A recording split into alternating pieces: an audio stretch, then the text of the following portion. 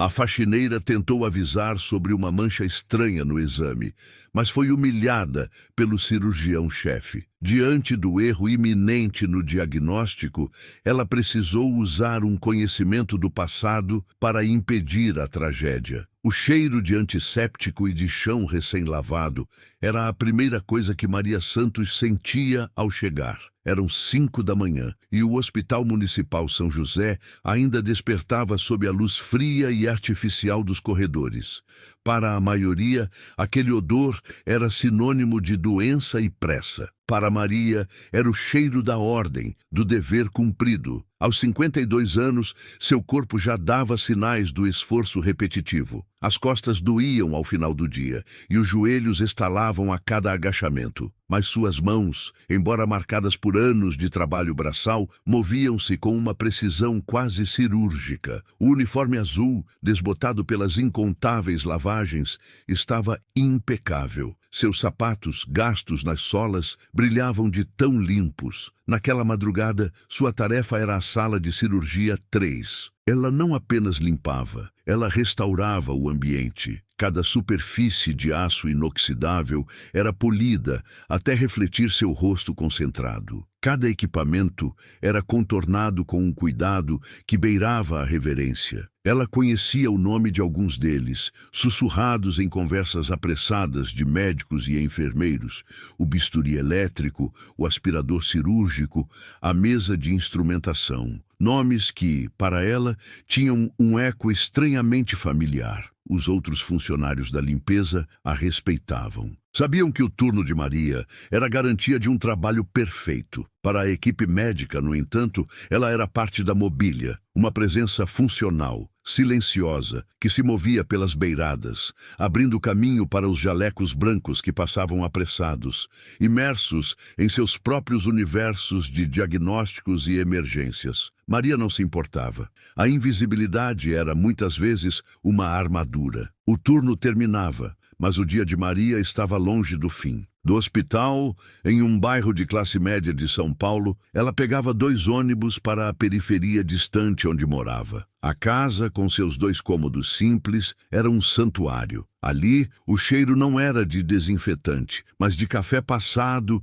e do bolo de fubá que ela às vezes fazia para a filha. Ana, com seus 19 anos, era o centro do universo de Maria. Cursava o 2º ano de enfermagem em uma faculdade pública, uma vitória conquistada com noites de estudo e o sacrifício incansável da mãe. Maria olhava para os livros grossos espalhados pela pequena mesa da cozinha e sentia um orgulho que aquecia seu peito. Mãe, não consigo entender a diferença entre a radiopacidade de um osso e a de um tecido mole, disse Ana certa noite, a testa franzida sobre um diagrama anatômico. Maria, que secava a louça, parou por um instante. Pense na densidade, filha, ela disse, a voz suave, quase um sussurro. Imagine a luz de uma lanterna tentando atravessar uma parede de tijolos e depois uma folha de papel. Os raios X se comportam de forma parecida. O cálcio nos ossos é denso, bloqueia mais raios,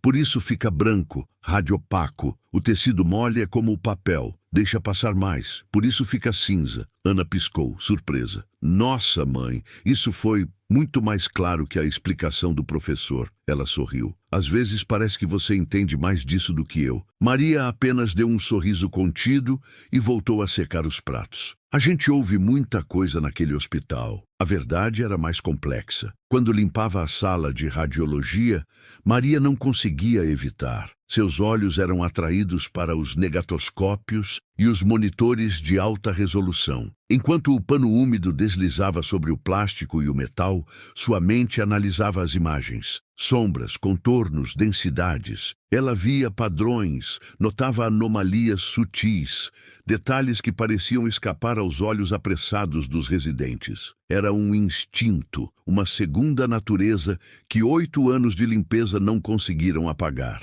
Em casa, no fundo da gaveta de seu guarda-roupa, sob pilhas de lençóis antigos, havia uma pasta de papelão.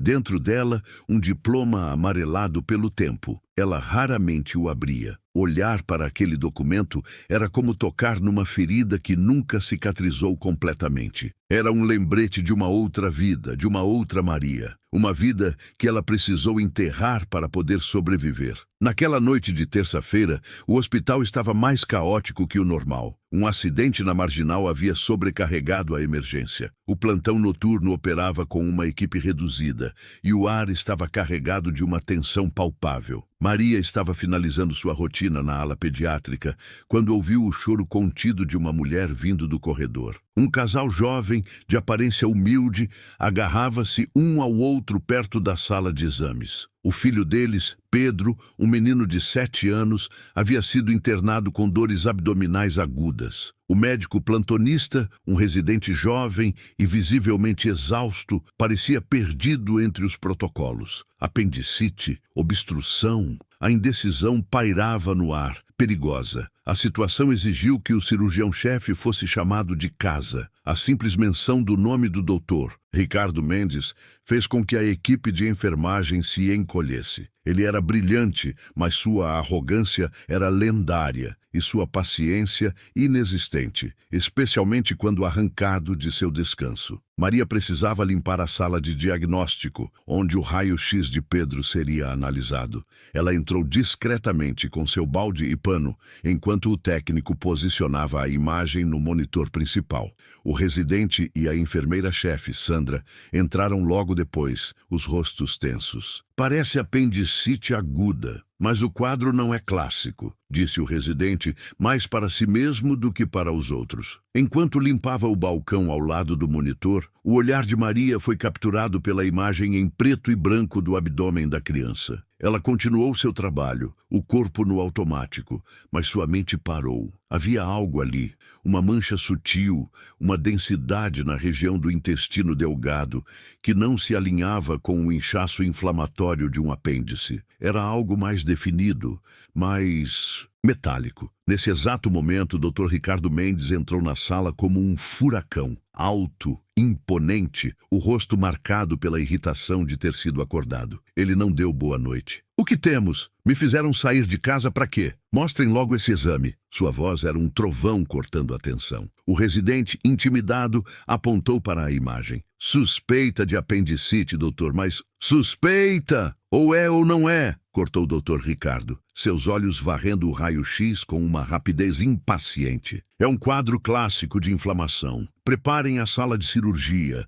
Apendicectomia de emergência. Agora!" Ninguém ousou contestar. A equipe começou a se mover, a executar as ordens, mas Maria permaneceu imóvel por um segundo, o pano úmido em sua mão. O coração dela martelava contra as costelas. Eles não estavam vendo. A arrogância, a pressa, a fadiga, tudo conspirava para cegá-los. Aquilo não era apendicite, e uma cirurgia baseada no diagnóstico errado poderia ser catastrófica para o menino. Ela sentiu um calafrio. O rosto assustado dos pais no corredor veio à sua mente. A imagem de sua própria filha, estudando para salvar vidas. O peso do conhecimento que ela tentava suprimir todos os dias veio à tona com uma força avassaladora. Ficar em silêncio era ser cúmplice. Falar era arriscar o emprego que garantia o futuro de Ana. Dr. Ricardo já se virava para sair, gritando ordens para a enfermeira Sandra.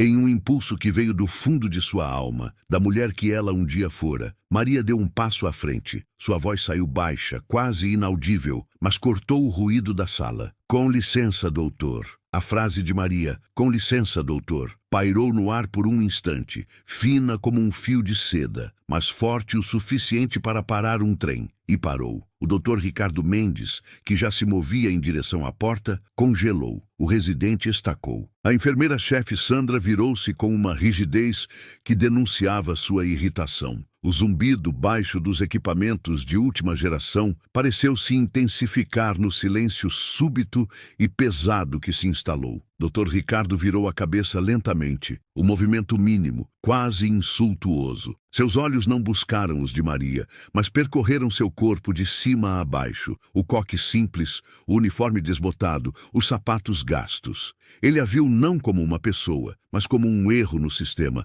uma peça fora do lugar. Ali estava ela, com seu balde de plástico e um pano úmido na mão, uma figura anacrônica em meio a máquinas que custavam milhões de reais, em um ambiente asséptico projetado para a ciência e a precisão. Perdão? Ele disse, a palavra carregada de um sarcasmo gelado. Não era uma pergunta, era uma advertência. Maria engoliu em seco, sentindo o peso de todos os olhares sobre si.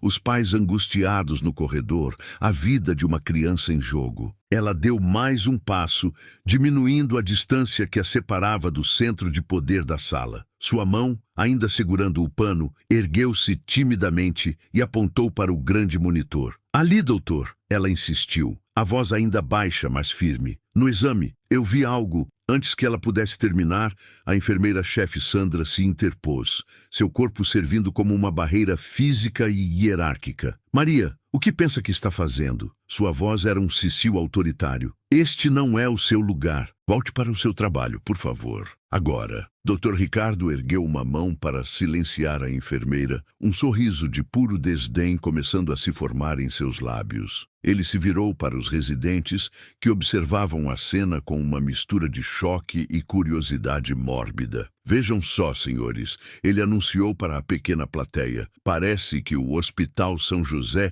contratou uma nova consultora de radiologia, e nós fomos os últimos a saber. Risadinhas nervosas ecoaram pela sala. O residente que antes hesitava agora sorria, ansioso por se alinhar com seu superior. Apenas a doutora Júlia Ferreira, a residente do 5º ano, permaneceu em silêncio. Seu olhar alternava entre o rosto arrogante do chefe e a figura pequena, mas determinada, de Maria. Havia uma fagulha de curiosidade em seus olhos, uma dúvida que ela não ousava expressar.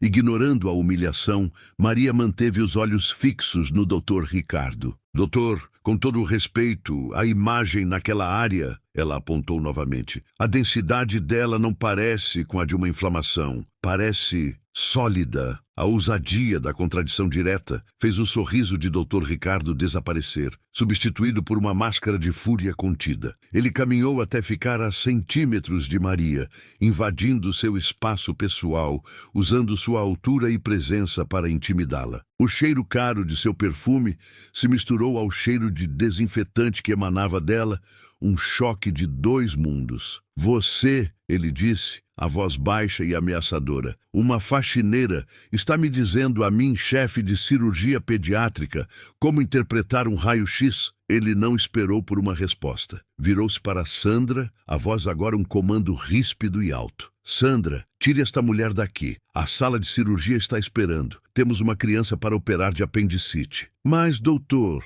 Maria tentou uma última vez, a urgência quebrando sua compostura. Mas nada, ele explodiu, o som ecoando na sala estéril. Ele se aproximou do monitor e, com um gesto teatral de desprezo, apontou para a área que Maria havia indicado. Isso aqui é um artefato da imagem, uma sobreposição de gases intestinais, algo que qualquer estudante do 1º ano saberia identificar. Ele se virou para ela, o rosto uma carranca de nojo. Agora saia. Você está contaminando um ambiente estéril com a sua ignorância. A palavra ignorância atingiu Maria com a força de um tapa. Sua tentativa de ajudar fora torcida e transformada em um ato de insubordinação absurda. Ela não era uma colaboradora, era uma contaminação. Parada ali, sob o brilho frio das luzes cirúrgicas e o olhar de desprezo de toda a equipe, Maria sentiu o chão desaparecer sob seus pés. A palavra ignorância pairou no ar, densa e sufocante. Por um instante,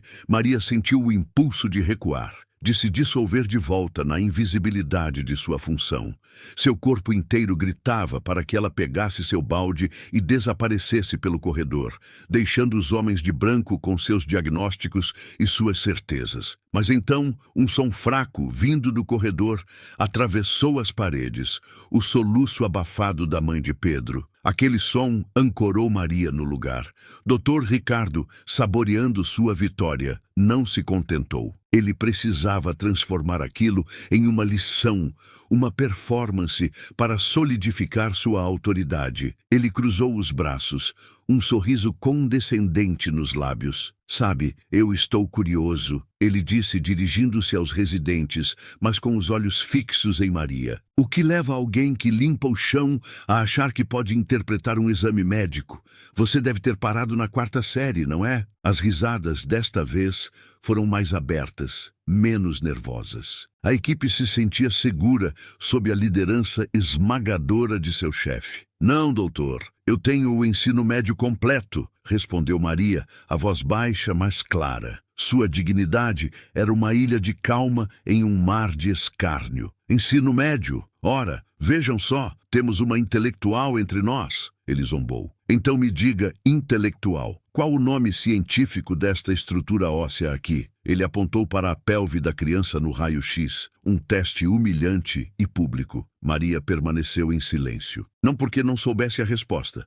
O nome osso ilíaco estava na ponta de sua língua, um eco de noites em claro estudando anatomia. Mas ela sabia que responder apenas alimentaria o circo dele. Seu silêncio, no entanto, foi interpretado como ignorância, exatamente como ele queria. Como eu imaginei, Dr. Ricardo concluiu com satisfação. Ele se virou para ela, a face endurecida. Ouça bem, porque não vou repetir. Se atém à sua vassoura. Deixe a medicina para quem estudou para isso. Para quem dedicou a vida a isso. Você entende? A enfermeira Sandra, vendo a situação sair de controle, aproximou-se de Maria com uma falsa gentileza. Maria, vamos, já chega. Você vai acabar perdendo seu emprego por uma bobagem. A ameaça, embora velada, era clara. O olhar de Maria vacilou. A imagem de Ana, de seus livros, do futuro que ela construía com tanto sacrifício, passou por sua mente. Perder aquele emprego e o segundo que ela mantinha como diarista seria o fim de tudo. O desespero começou a corroer sua determinação. Seus ombros caíram ligeiramente. Ela olhou para o chão, para seus sapatos gastos, e por um momento viu a si mesma como eles a viam, uma faxineira velha e intrometida. Ela começou a se virar, o movimento lento, uma rendição. O balde de plástico parecia pesar 1 tonelada. A derrota era amarga, mas a sobrevivência falava mais alto. Mas ao se virar, seu olhar passou uma última vez pelo monitor. A mancha. A pequena sombra anômala que gritava para ela. Não era um artefato, não eram gases. Era algo sólido, algo que não pertencia àquele corpo pequeno e frágil. Era um perigo que todos ali, com seus diplomas e seus jalecos engomados, estavam ignorando. A preocupação genuína, a responsabilidade que ela sentia, venceu o medo. Ela parou, ainda de costas para o médico. É uma criança, doutor, ela disse, a voz embargada, mas firme. Só quero ter certeza. Ela se virou novamente para encará-lo e, desta vez, algo em seu semblante havia mudado. A submissão desaparecera, substituída por uma autoridade tranquila e inabalável. Ela apontou para a tela, o dedo firme, sem tremer. Por favor, ela pediu, e a palavra soou como uma ordem. Apenas olhe de novo para a radiopacidade naquela região específica. É inconsistente com tecido inflamado. O uso do termo técnico radiopacidade, pronunciado com uma precisão casual, caiu na sala como uma pedra em um lago silencioso. Dr. Júlia, a residente quieta, arregalou os olhos. O residente que ria parou no meio de um sorriso. Até a enfermeira Sandra pareceu confusa. Dr. Ricardo ficou em silêncio por um segundo, a testa franzida. Uma fagulha de dúvida genuína o atingiu, mas seu orgulho a extinguiu instantaneamente. A audácia dela, a insistência, a quebra de todas as regras Era de intolerável. hierarquia. Sua fúria, antes contida, explodiu. Chega! Ele berrou, o rosto vermelho. Eu não vou ser questionado por uma funcionária da limpeza no meu próprio hospital. Sandra, chame a segurança. Agora! Eu quero essa mulher fora da minha frente. Sandra, assustada com a intensidade da ordem, correu para o interfone. Em menos de 1 minuto, 2 seguranças altos e uniformizados apareceram na porta, os rostos impassíveis. Acompanhem a senhora para fora da ala de diagnóstico e garantam que ela não retorne.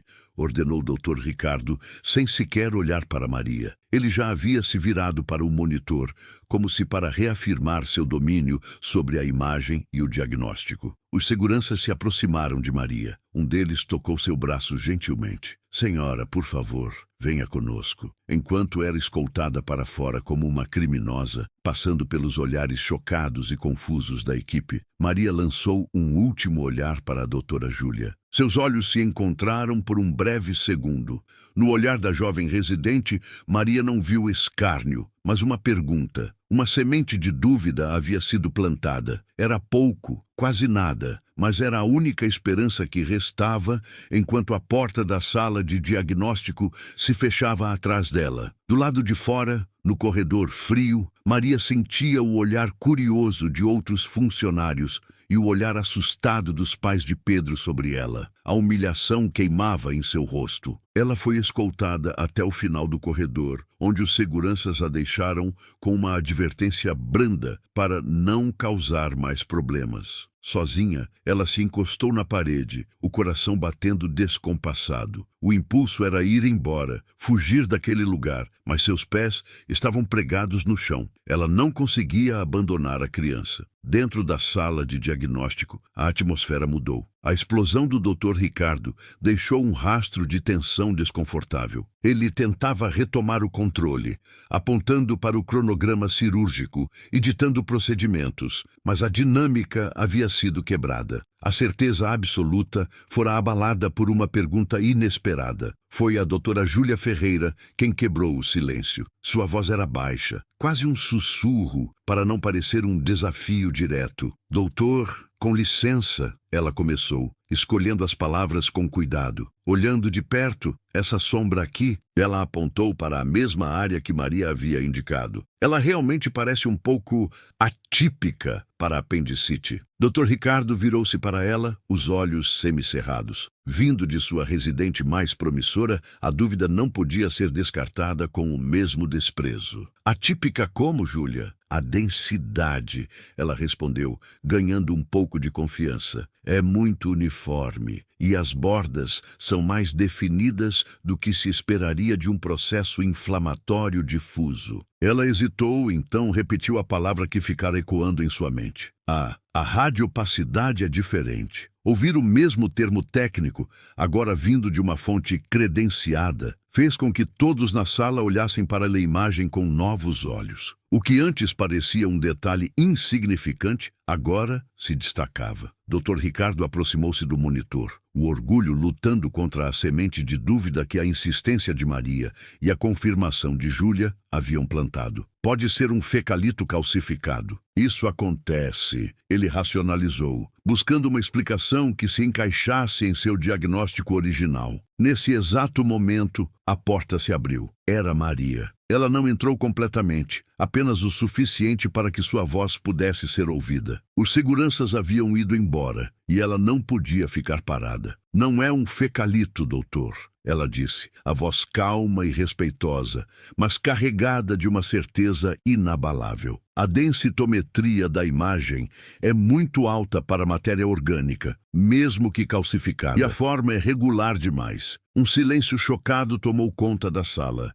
Densitometria, matéria orgânica? De onde aquela mulher tirava essas palavras? Dr. Ricardo virou-se, incrédulo por ela ter ousado voltar. Eu não acredito nisso. Mas antes que ele pudesse explodir novamente, Maria continuou, falando diretamente para a doutora Júlia, como se reconhecesse nela uma mente mais aberta. Doutora, peça ao técnico para aplicar um filtro de realce de borda e ampliar aquela seção. A senhora vai ver que não há a textura granulosa de um fecalito.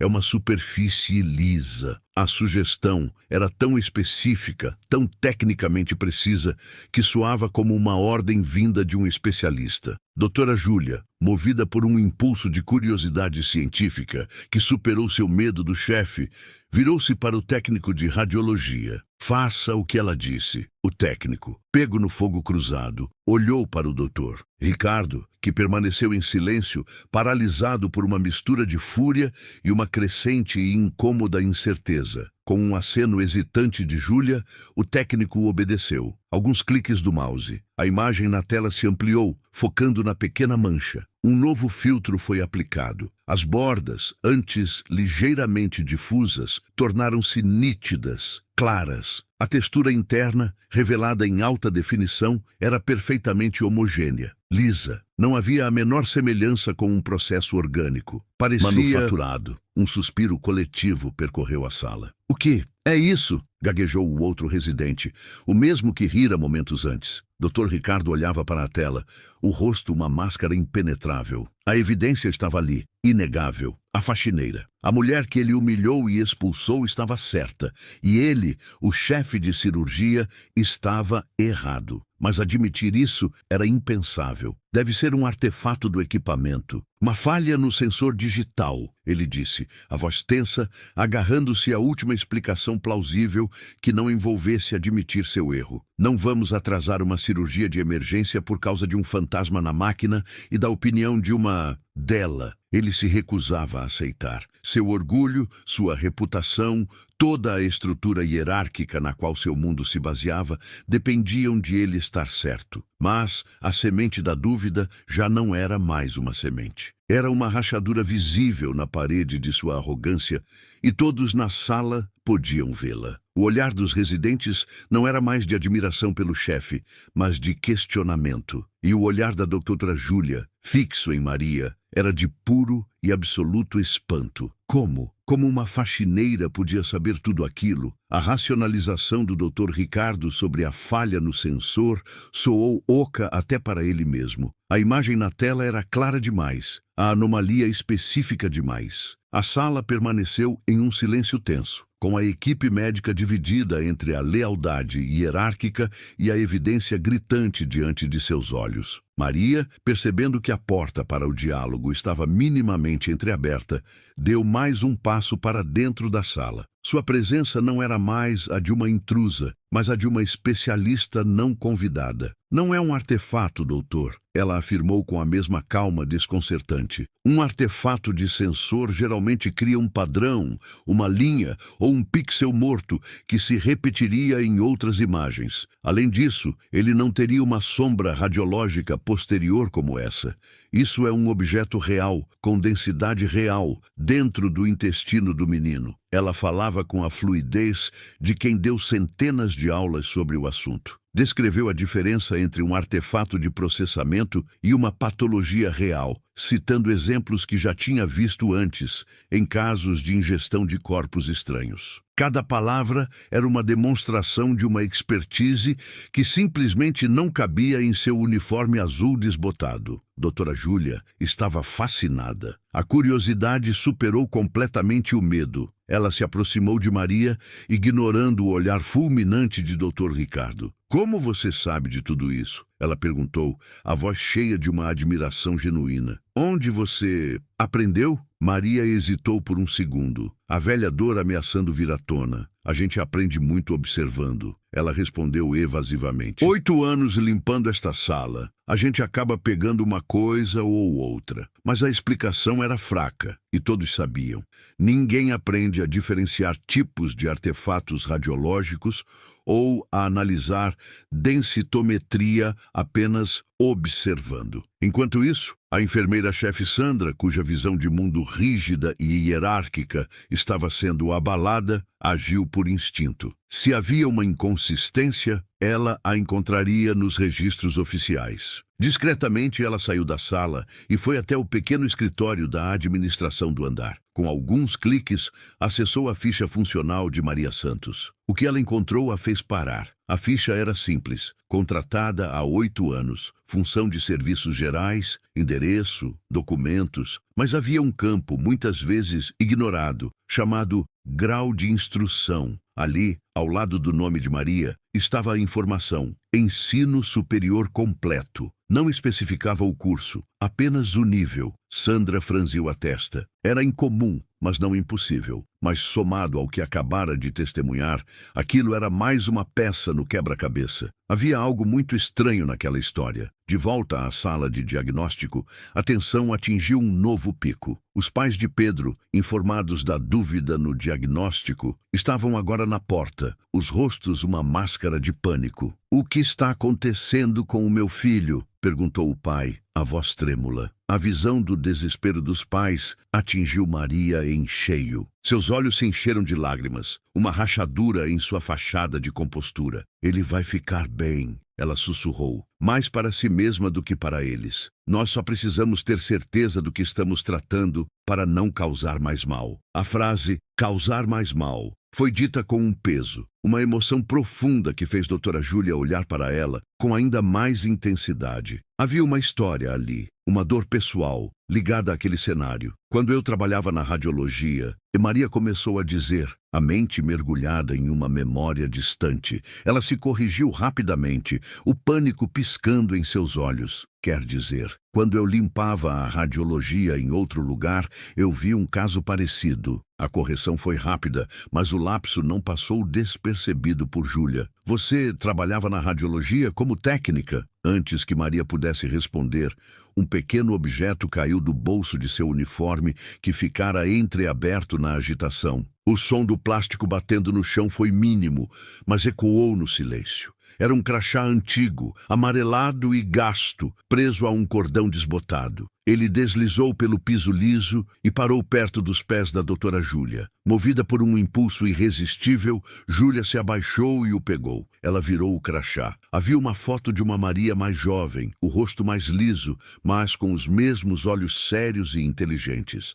E abaixo da foto, em letras impressas e oficiais, estava a sua identidade enterrada. Dra. Maria Santos, médica radiologista, Hospital das Clínicas, 1998-2010. O crachá na mão da doutora Júlia parecia um artefato de um mundo perdido. As palavras impressas, doutora Maria Santos, médica radiologista, sugaram todo o ar da sala. Júlia ergueu os olhos do crachá para o rosto de Maria e pela primeira vez ela não viu a faxineira, mas a mulher da foto, a especialista cuja autoridade fora forjada em anos de estudo e prática. "Doutora", sussurrou Júlia, a palavra soando estranha e ao mesmo tempo perfeitamente correta. Dr. Ricardo, que observava a cena, deu um passo à frente, o rosto pálido. Ele pegou o crachá da mão de Júlia, lendo as inscrições como se fossem em uma língua estrangeira. Hospital das Clínicas, 12 anos, especializada em diagnóstico por imagem pediátrica. Ele leu em voz alta as informações adicionais no verso, cada palavra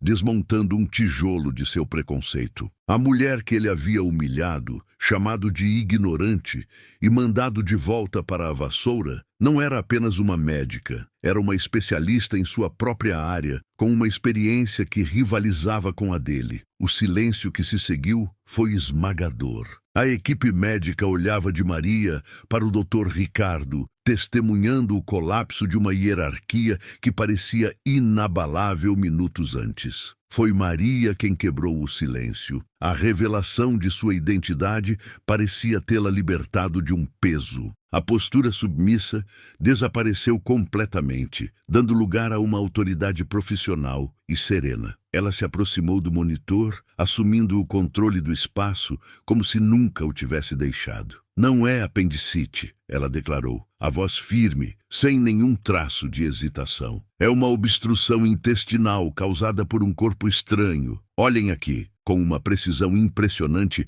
ela usou o mouse para apontar detalhes na imagem ampliada. A forma é circular e achatada. A densidade é consistente, com uma liga de níquel e cobre. É uma moeda, provavelmente uma moeda de 25 centavos, pelo diâmetro estimado. Ela se virou para os pais, que assistiam a tudo, atônitos. "Ele engoliu alguma moeda recentemente?" A mãe, chorando, assentiu vigorosamente. Sim, há uns 2 dias. Ele engoliu uma moeda, mas o médico do postinho disse que sairia naturalmente. Ele não mencionou isso na emergência. Achamos que não era importante. A confirmação final caiu como uma sentença. Dr. Ricardo recuou um passo, a mão cobrindo a boca. O erro não era apenas dele, era uma cascata de falhas. Mas a sua, a de ignorar o aviso, era a mais grave. Ele estava prestes a realizar uma cirurgia desnecessária e perigosa, que não resolveria o problema real e poderia levar a complicações fatais. Uma apendicectomia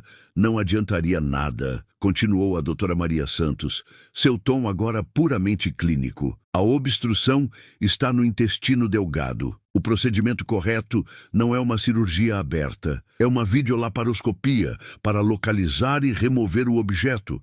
É menos invasivo, a recuperação é mais rápida e o risco para a criança é infinitamente menor. Ela não apenas deu o diagnóstico correto, ela prescreveu a solução mais segura e avançada. Era uma demonstração definitiva, uma aula magna dada em meio aos destroços da arrogância de um homem. Dr. Ricardo olhou para Maria e, pela primeira vez, não havia desprezo em seus olhos, mas uma mistura de choque, vergonha e um respeito aterrorizado. Por quê? Ele conseguiu perguntar à voz rouca. Por que você está aqui, limpando o chão? A pergunta pairou no ar e o peso de uma década de injustiça desabou sobre Maria. Seus olhos se encheram de uma dor antiga. Porque eu fiz a coisa certa, ela respondeu, a voz embargada. Há 12 anos, no meu antigo hospital, eu chefiava o departamento de radiologia. Identifiquei um erro grosseiro em um diagnóstico feito por um cirurgião influente, um amigo da diretoria. O erro levou à morte de uma menina. Ele falsificou os laudos para encobrir a negligência e eu descobri. Ela fez uma pausa, respirando fundo. Eu denunciei. Levei o caso ao Conselho de Ética. Pensei que a justiça seria feita. Um sorriso amargo tocou seus lábios. Em vez disso, eles se uniram para me destruir. O hospital me demitiu. O cirurgião usou suas conexões para me colocar em uma lista negra. Fui acusada de má conduta, de ser conflituosa. Meu registro médico foi suspenso em um processo longo e fraudulento. Nenhum hospital, nenhuma clínica quis me contratar. A doutora Maria Santos deixou de existir profissionalmente. As lágrimas que ela segurou por tanto tempo finalmente rolaram por seu rosto. Eu tinha uma filha para criar. Ana era pequena. Eu precisava sobreviver.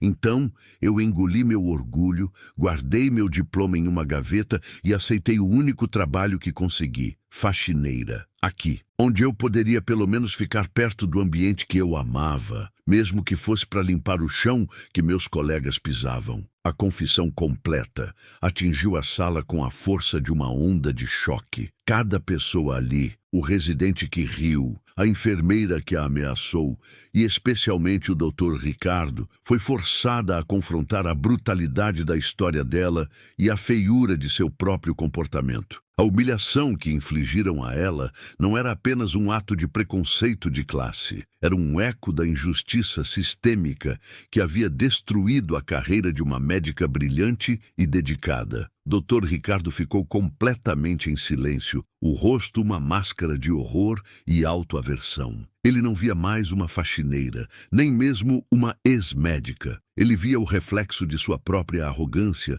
do sistema que o protegia e que esmagava pessoas como ela. A transformação em seu rosto foi total e irreversível. A certeza deu lugar à vergonha, à autoridade, à humildade.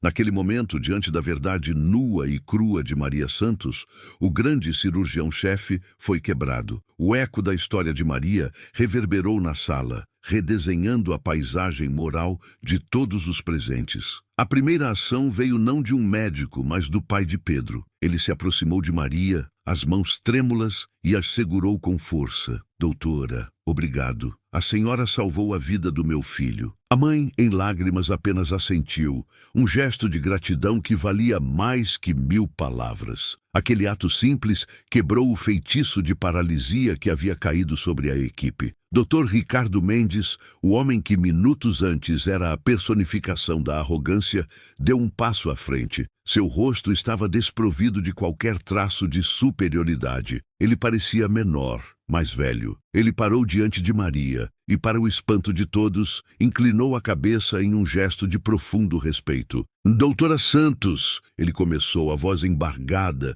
forçando-se a encontrar os olhos dela. Não há palavras para descrever o meu erro, a minha cegueira. Eu não a julguei apenas por sua roupa, eu a condenei. A forma como eu a tratei e as coisas que eu disse foram indesculpáveis. Ele fez uma pausa, a vergonha evidente em seu rosto. Eu peço o seu perdão, não como chefe de cirurgia, mas como homem. Você estava certa em tudo, e nós estávamos completamente, perigosamente errados. Obrigado por não desistir de nós. Obrigado por salvar aquela criança de mim. O pedido de desculpas foi tão específico e genuíno que desarmou qualquer ressentimento que Maria pudesse sentir. Em seguida, foi a vez da doutora Júlia. Doutora, a senhora nos deu uma lição que nenhuma faculdade de medicina poderia ensinar. Sobre conhecimento, sobre humildade e sobre coragem. A enfermeira Sandra, com os olhos vermelhos, aproximou-se também. Maria, doutora, me perdoe, eu defendi uma hierarquia estúpida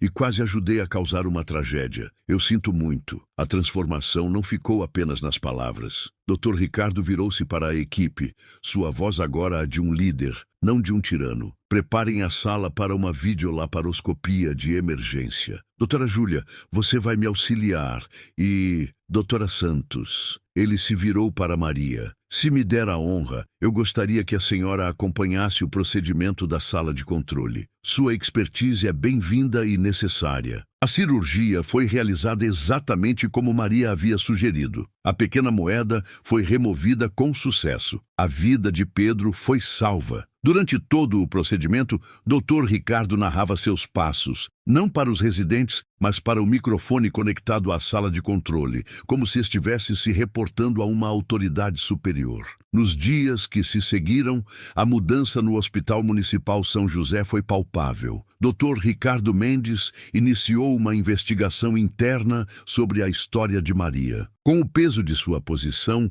ele contatou o Conselho de Medicina e antigos colegas, trazendo à tona a injustiça que fora enterrada por mais de uma década. Ele usou sua influência não para se proteger, mas para reparar. O hospital ofereceu a Maria todo o suporte jurídico para reaver seu registro médico. Mas a transformação mais profunda foi cultural. Inspirado pela história de Maria, Dr. Ricardo, com a ajuda de Júlia e outros médicos que se sentiram tocados, criou uma iniciativa inédita no hospital, o Programa Conhecimento Invisível. A premissa era simples. Todos os funcionários, da limpeza à administração, possuem um conhecimento valioso e uma perspectiva única. O programa estabeleceu canais formais para que qualquer funcionário pudesse relatar observações ou preocupações sobre pacientes de forma anônima e segura, sem medo de retaliação. Foram criados workshops de capacitação cruzada, onde médicos ensinavam noções básicas de saúde para a equipe de apoio, e estes, por sua vez, compartilhavam suas observações do dia a dia do hospital. Um paciente que parecia mais pálido, um cheiro diferente no quarto, uma mudança sutil no comportamento de um familiar. 6 meses depois, o programa já havia ajudado a evitar 3 erros de diagnóstico graves, todos graças a observações feitas por funcionários que antes seriam considerados invisíveis. Maria Santos, com seu registro médico finalmente restaurado, foi convidada a chefiar o novo Departamento de Supervisão Diagnóstica, um cargo criado especialmente para ela, e também a coordenar o Programa Conhecimento Invisível. Ela aceitou. Sua filha, Ana, agora fazia estágio no mesmo hospital, observando a mãe não mais com um uniforme de faxineira, mas com o jaleco branco que ela nunca deveria ter tirado. Em uma tarde, enquanto caminhava pelo corredor, Maria viu um novo residente repreender asperamente um auxiliar de enfermagem por uma questão trivial. Dr. Ricardo, que passava por ali, parou. Ele não gritou. Apenas colocou a mão no ombro do jovem médico e disse, em voz baixa, mas audível para todos ao redor: "Cuidado, doutor. Nunca se sabe quem está do outro lado do uniforme. O verdadeiro conhecimento não tem crachá nem título. Às vezes, ele apenas observa em silêncio, esperando a chance de salvar uma vida." A frase se tornou uma lenda nos corredores do São José, um lembrete constante de que a competência não se mede pela posição social e que a dignidade é um direito universal. A lição daquela noite transformou um hospital, salvou vidas e restaurou a honra de uma mulher cuja sabedoria se recusou a ser silenciada.